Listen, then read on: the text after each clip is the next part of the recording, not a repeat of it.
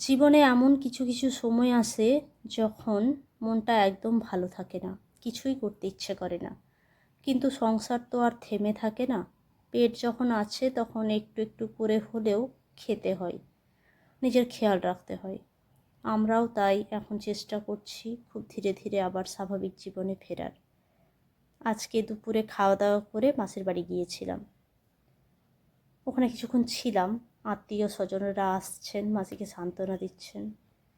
আর সবাই কান্নাকাটি করছে। ঈশানের ভালো লাগছিল না, ঈশানও কান্নাকাটি শুরু করে দিল। তাই আমি বেশিক্ষণ সেখানে থাকতে পারলাম না, বাড়ি ফিরলাম। ফিরে এসে দেখি শ্বশুরমশাই নিজে চা বানিয়ে খেয়েছেন। আমারও মাথাতে প্রচণ্ড ব্যথা, তাই একটু কড়া করে চা খেলাম আর ঈশানকেও খাইয়ে দিলাম। এবার রান্নাঘর পরিষ্কার, এগুলো একা হাতে করতে আমার একটু চাপ হচ্ছে। একা হাতে তো কোনোদিন আমি কোনো কিছু করিনি। মম আর আমি দুজনে মিলেই সমস্ত কাজ আর কি করি। তো সে যাই হোক, দুপুরে তরকারিটা একটু বেশি করেই করে রেখে দিয়েছি, রাত্রে মাত্র কয়েকটা রুটি করে দিলেই হবে। আর এদিকে ঈশানের থেরাপি ক্লাস 2-3 দিন ধরে বন্ধ। ফোন করেছিলেন সেন্টার থেকে, আমি বললাম যে আরও 2-3 দিন পর যাব, সিচুয়েশানটা বললাম। তারপর ওনারা বললেন যে ঠিক আছে, বাড়িতে কিন্তু স্টপ করবেন না। তো আমি বললাম যে না না, বাড়িতে আমি স্টপ করিনি। সকাল থেকে সময় পাচ্ছি না, কিন্তু আমি সন্ধ্যার দিকে অনেকটাই করছি। এখন বাজে ওই 7:30। মম ফোন করেছিলেন, আর কিছুক্ষণ পর বললেন উনি আসবেন। আর আজকে ওই বাড়িতে আর যাবেন না, এখানেই থাকবেন।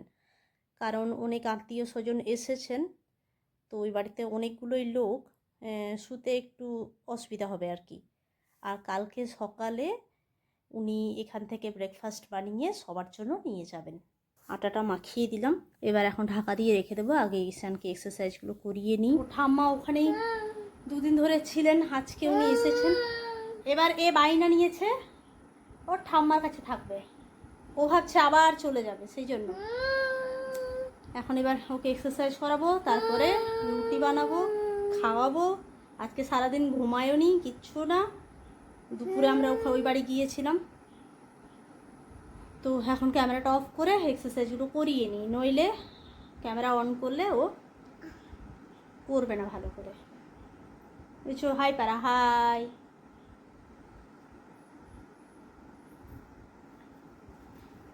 চলুন তাহলে করে নিই, তারপর আবার দেখা হচ্ছে।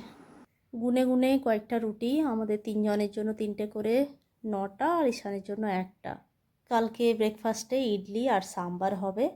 তো মম ওখান থেকে এসে চাল আর ডাল ভিজিয়ে দিয়েছেন, কিছুক্ষণ পর বাটবেন, বেটে ব্যাটারটা রেডি করে দেবেন। আর কাল সকাল সকাল উঠে সমস্ত খাবার টাবার বানিয়ে তারপরে উনি স্নান টান করে একবারে নিয়ে যাবেন। বড় মাসি শাশুড়ি সেদিন থেকে ওই বাড়িতেই আছেন, ওনারও শরীর ভালো নেই। ওনারও সেই নানা রকমের কোমরে ব্যথা, হাঁটুতে ব্যথা, থাইরয়েড তো আছেই। আমারও ভালো লাগছিল না বলে এইভাবে আপনাদের সাথে একটু গল্প করলাম। এটাই তো উপায় আপনাদের সাথে গল্প করার। পরিস্থিতি আবার স্বাভাবিক হোক, আমরাও ধীরে ধীরে আবার স্বাভাবিক জীবনে ফিরে আসি।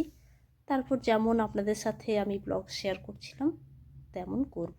এই শোকটা আমরা কাটিয়ে উঠি, তারপর আপনাদেরকে আমার লেখার মাধ্যমে এখানকার যে কাজকর্ম কিভাবে, নিয়ম কানুন কি আছে, সেগুলো আপনাদের সাথে শেয়ার করব।